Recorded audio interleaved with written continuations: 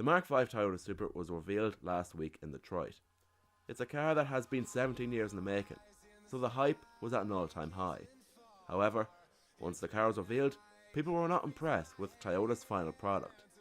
Here's why you should stop hating the new Supra. Concept to production. In 2014, we got a unique concept car from Toyota called the FT1. It was a front-engined, rear-wheel drive sports car. At launch, everyone began to speculate that this car would be the new Supra. Thankfully, their prayers were answered, as in July 2016, Toyota trademarked the Supra name. The hype train had departed from the station. However, people still don't realise that 9 times out of 10, a production version of a car will barely look like its concept counterpart. So when the Mark V Supra was revealed, everyone was furious by the styling of the finished product. I personally think the Supra looks great, and it still has a strong resemblance to the FT1. The BMW Problem. Through the eyes of 12-year-olds who dream of owning Skylines and Mark IV Supras, they see BMWs as overpriced, unreliable trash mobiles driven by douchebags. So you can imagine the uproar when people found out that the new Supra would be based on the all-new BMW Z4. Both the chassis and the engines in both cars are identical.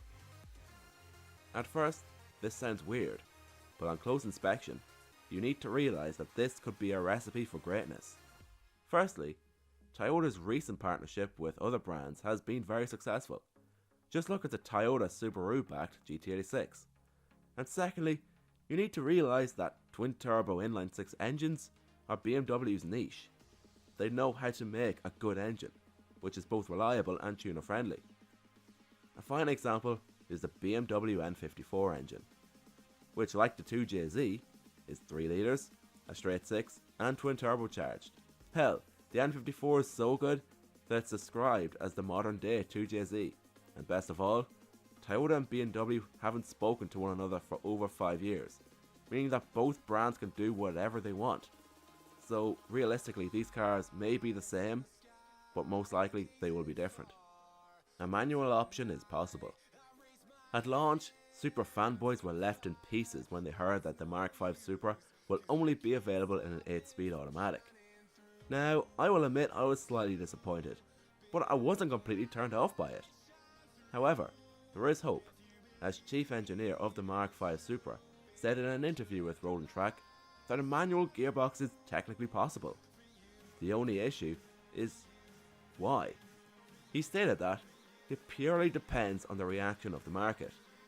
If, for example, US customers are demanding strongly that the Supra needs to be a manual transmission car, then we will plan it. So to all the fanboys out there, to dry those tears. The Overhyped Curse. Remember that big budget summer blockbuster you waited months for after it was delayed and advertised everywhere? Or that big AAA video game that was set to change the world? Remember when it sucked? Well, that happens to cars too, especially Japanese cars. Look at the Honda NSX. It's fast, attractive, economical and fun to drive. The only thing is, it wasn't a proper NSX, and so most people hate it. Another example is the Nissan GT-R. For 10 years it's barely changed, and its piles of computers and its 12-year-old fan base have only made us realise that it's nothing like GT-Rs of old. Well, you could tell from a mile away that the Supra had the same fate. Toyota constantly delayed it. Getting help from BMW and waiting 17 years to reveal the bloody thing took its toll. However, although the Supra won't live up to the hype, I bet it still will be a very promising car. Tuners will get their hands on them. Just because the new Supra is part BMW, don't think that the Mark V Supra will be a car that won't be tinkered with. With a car like the Supra, it would be stupid of Toyota and BMW to think that no one will modify their cars.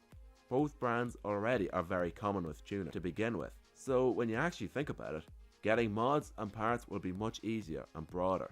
Depending on your doorstep, I can imagine overnight parts from Germany will arrive at your doorstep faster than overnight parts from Japan. The aftermarket scene for this car will be huge. In fact, I bet it's already begun.